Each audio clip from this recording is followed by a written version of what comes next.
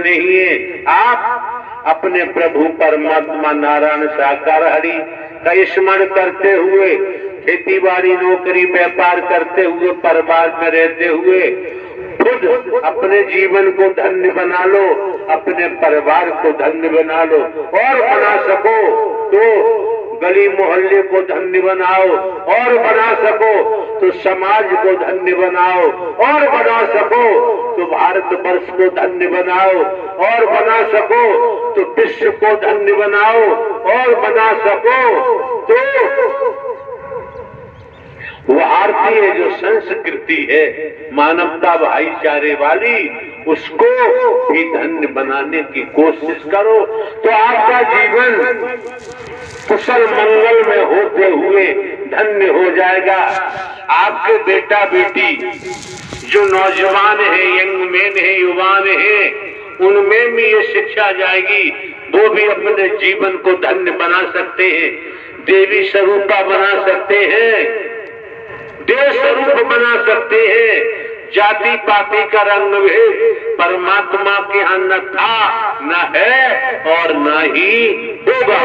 इस बीमारी से बचने का ध्यान बनाओ। सामाजिक तौर पर, दुनियावी तौर पर आप किससे संबंध रखते हैं, कौन सी कौम से रखते हैं, उससे हमारा कोई सरोकार, हमारा कोई लेना देना नहीं।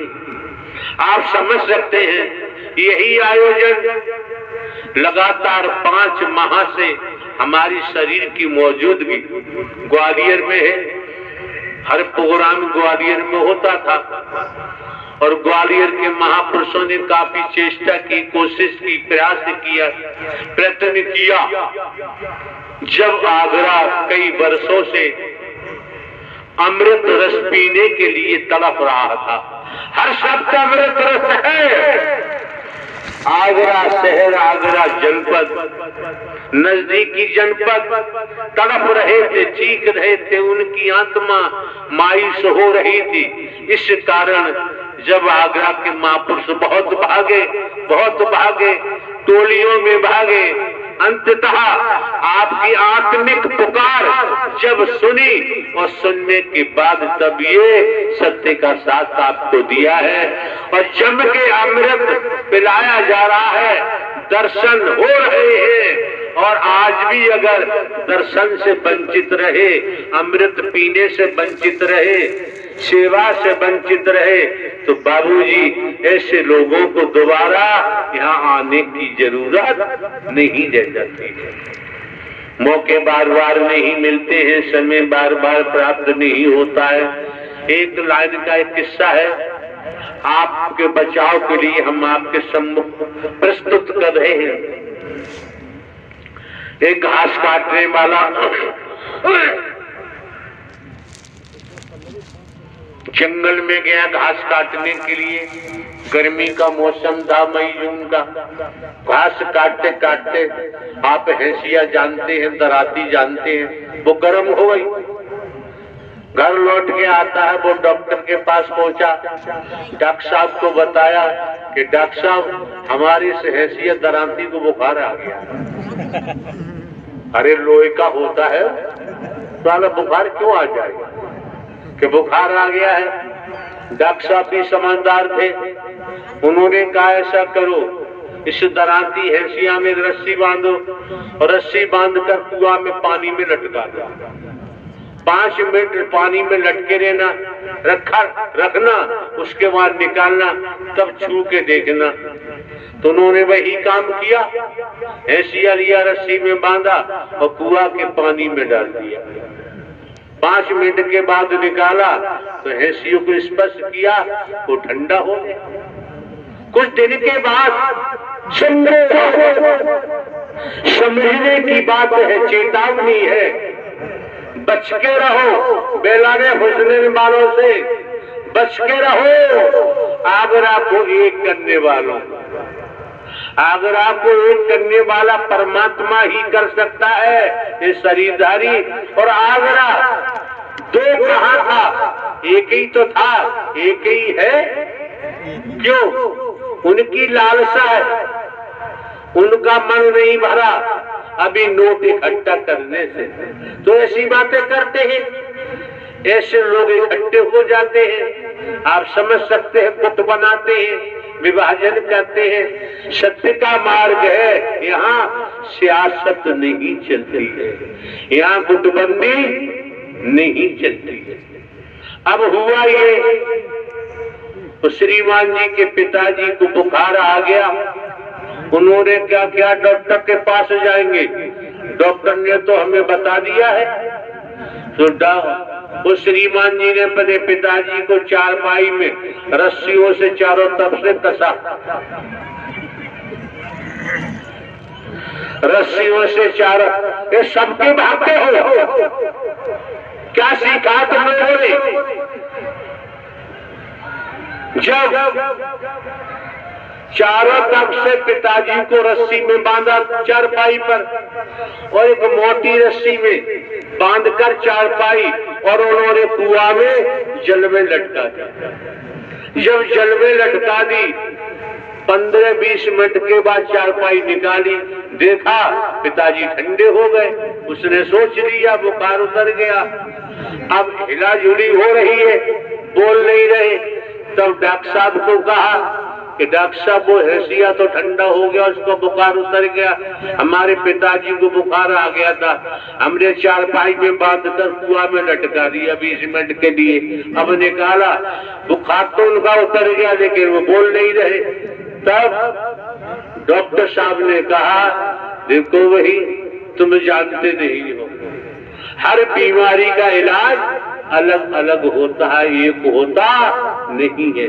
इसलिए नारायण हरि बनोगे तो फिर दुर्गति को प्राप्त होगे, बचाव संभव नहीं है।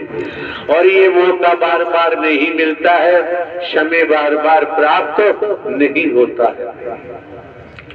छल कपट छिद्र मोह नहीं भावा, निर्मल मन मोह भावा।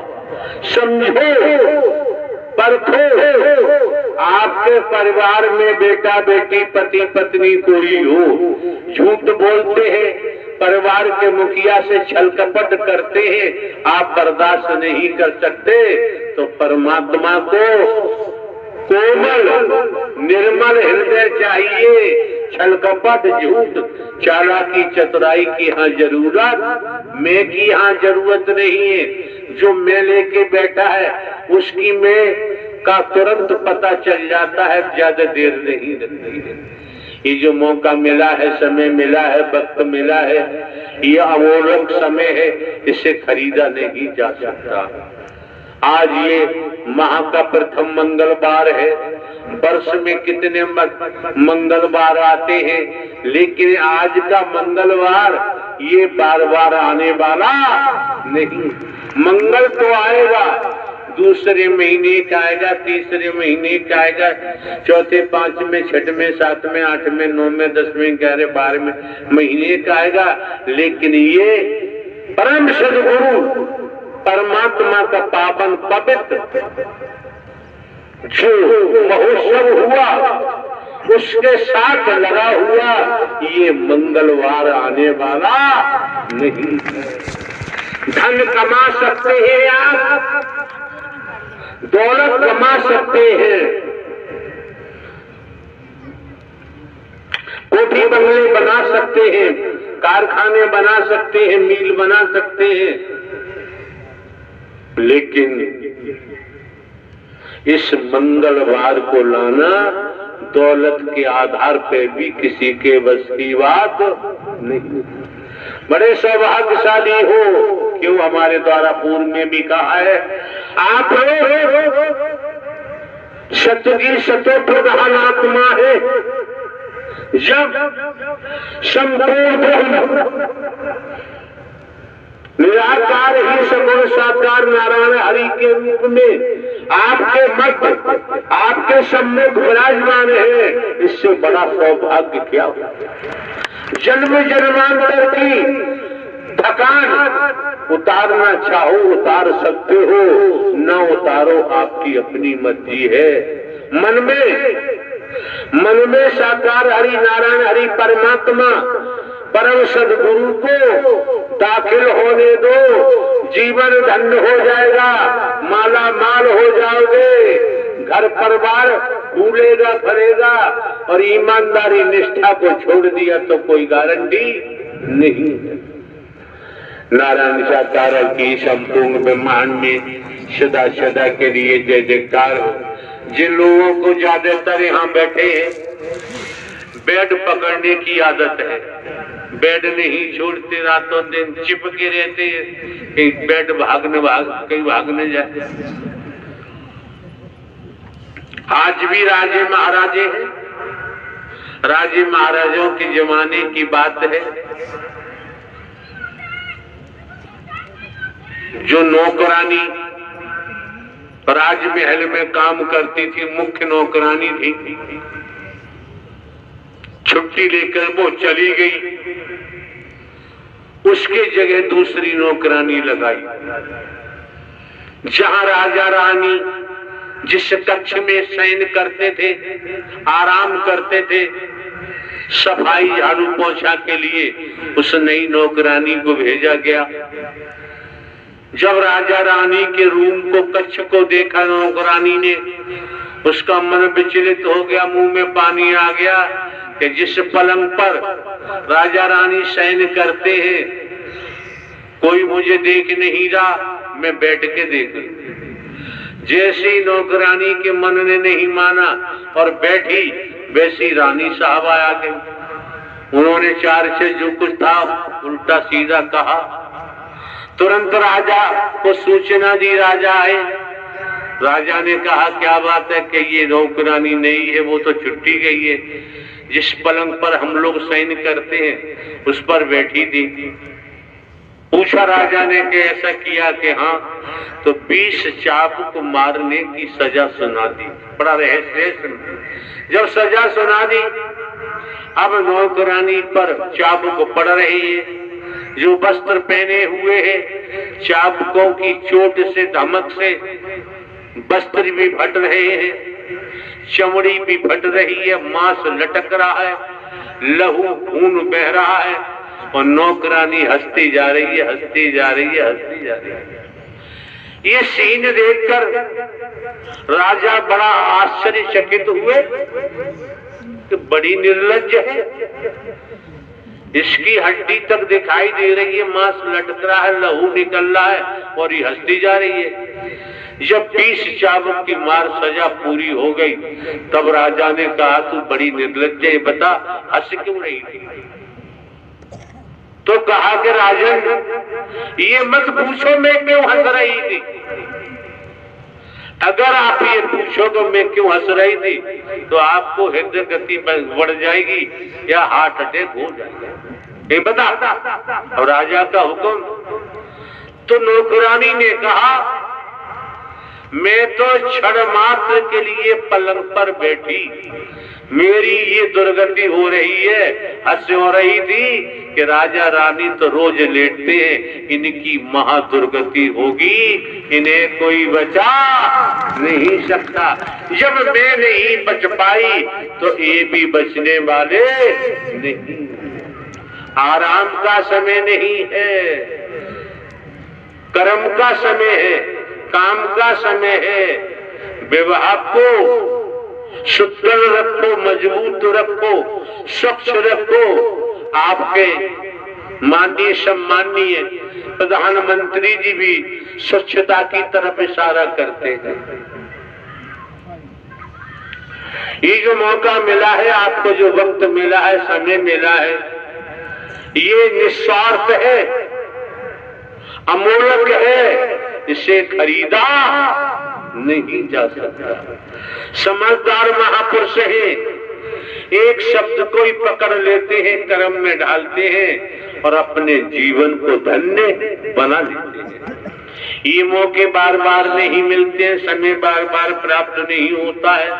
माहौल को देख करके ग्वालियर से तमाम महापुरुष हमारे साथ आए हुए थे आगरा। अभी प्रभात में सुबह हमने अध्यक्ष वगैरह को बुलाया अपने कक्ष में जिसमें हमारा प्रवास है, उनको समझाया। क्यों? हमें तो वापसी ही आज ग्वालियर जाना था, लेकिन यहाँ की स्थिति परिस्थितियों को देखते हुए, महापुरुषों की लगन और तरफ को देखते हुए ग्वालियर के महापुरुषों को हमने कह दिया कि आप लोग जा सकते हैं, जब हमारा आना होगा तो बता दें। अभी आगरा में रहकर हम भी सूख साख गए हैं, इनकी हवा मिलेगी, चढ़ों की धूल मिलेगी। जब इनके चढ़ों की धूल मिलेगी, इनकी शुद्ध हवा मिलेगी, तो हम भी शुद्ध हो जाएंगे। अच्छे होते तो आपकी जगह बैठे होते, हम तो खराब हैं, इसलिए आपने एकांत पटक दिया। नारायण साकार की संपूर्ण ब्रह्मांड में सदा सदा के लिए जय जयकार हो। तो जो क्षण मात्र को चली ये लीला दिखा दी, ये लीला दिखा दी और महालीला होगी, उसे कोई रोक नहीं सकता ब्राह्मण। नारायण साकार की संपूर्ण ब्रह्मांड में सदा सदा के लिए जय जयकार हो। कोई महापुरुष से एरिया में नहीं है, दूर खड़े हैं, उनके भी मन में होना चाहिए आस्था है, श्रद्धा है, अकीदा है। तो हरि परमात्मा ब्रह्मांड में तुम कहीं हो, तुम्हें वो देख रहे हैं, तुम देख पाओ चाहे न देख पाओ, कभी भूल में नहीं फंसना चाहिए। पुनः स्मरण कराया जाता है, मौके बार बार नहीं मिलते हैं।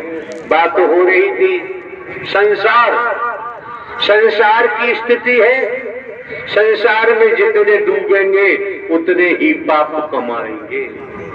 सत्य के साथ में जितने डूबेंगे, नारायण साकार हरि परमात्मा का स्मरण करेंगे, उतना ही पापों से बचते जाएंगे। अच्छे कर्म का परिणाम अच्छा होता है, बुरे कर्म का परिणाम बुरा होता है। और कर्म की मार से राजा हो चाहे बली हो चाहे रिया, संतरी हो चाहे मंत्री, अधिकारी हो चाहे कर्मचारी, तो भी नहीं बच सकता। न बच पाए थे, न बच रहा है, न बच पाएगा। आप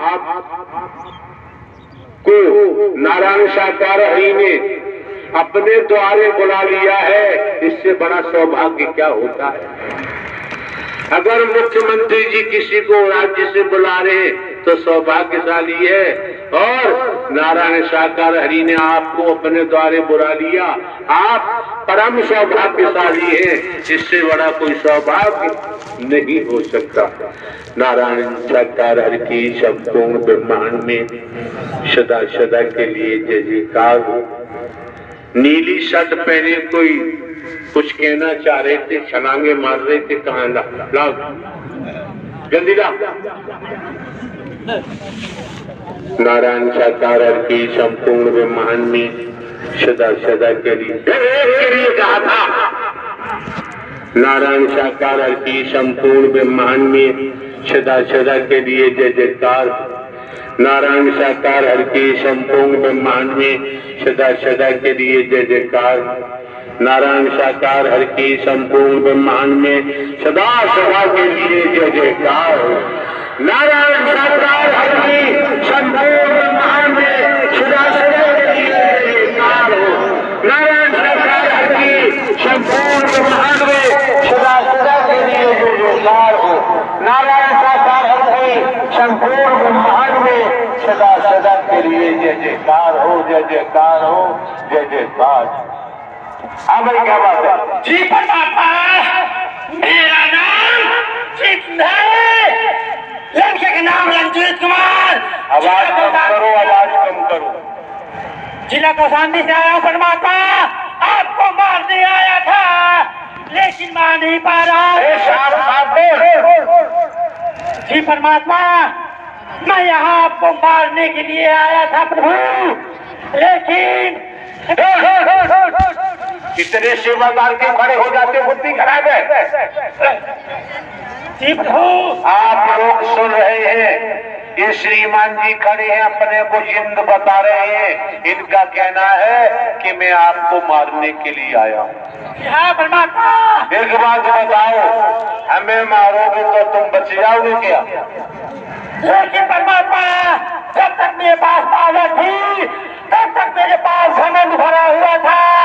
मेरे पास एक बात बता यार, हम एक साधारण व्यक्ति हैं, हमें मारने से तुझे क्या मिल जाएगा? आप तो परमात्मा है, लेकिन जब मैं मारने आया था आपको साधारण समझ के आपके ऊपर आक्रमण किया था प्रभु, लेकिन आपको सर्वशक्तिमान ब्रह्मांड के मालिक निकले परमात्मा। नारायण सरकार हर की संपूर्ण ब्रह्मांड में सदा सदा के लिए जय जयकार। और कौन है? नारायण सरकार हर की संपूर्ण ब्रह्मांड में सदा सदा के लिए चल मत करो राजा। नारायण सरकार हर की संपूर्ण ब्रह्मांड में सदा सदा के लिए जय जयकार हो। हलचल मत करो और ज्यादा जीवन बर्बाद हो जाएगा। कोई कार्य करो, शांति से करो। अरे जिन्नादो बिरमो जिंदो बिरमो। अरे यार, जिन्नाद जिंद किसे कहते हैं? जिंद बिरमो यहाँ क्यों आए? अपना कल्याण कराने के लिए। यहाँ तो संत महात्मा महापुरुषों की जमात है, यहाँ जिंदों का तो कोई मामला है नहीं। क्यों आए? परमात्मा आप हमें मोक्ष देने वाले हैं। अरे यार, हम तो एक साधारण व्यक्ति हैं। फिर वो साधारण व्यक्ति नहीं हो, ब्रह्मांड के मालिक हो परमात्मा। नारायण साकार हर की संपूर्ण ब्रह्मांड में सदा सदा के लिए जय जयकार। और कौन है? नारायण साकार हर की संपूर्ण ब्रह्मांड में सदा सदा के लिए जय जयकार हो। नाटक करे बताओ। क्या मसाने यहाँ का ऐसी तेजी मराने आए हो? यहाँ क्या रखा है? हम एक बुढ़े व्यक्ति है, साधारण व्यक्ति है यार, हम क्या कर सकते हैं? मैं उद्धार करता ब्रह्मांड के वाले को। सुना नहीं? हम एक साधारण व्यक्ति है, बूढ़े व्यक्ति, हम क्या कर सकते हैं? ब्रह्मांड के वाले को कोई आपके आगे मैं कुछ मसाज मुझे आज तक कोई पकड़ नहीं सकता था, और आज मैं आपकी चक्कर में ऐसा हूँ कि आज मैं कहीं जा नहीं सकता हूँ। सुन, सत्य का साथ करोगे, बात मानोगे तो सत्य के साथ से ही तुम्हारा बचाव हो सकता है।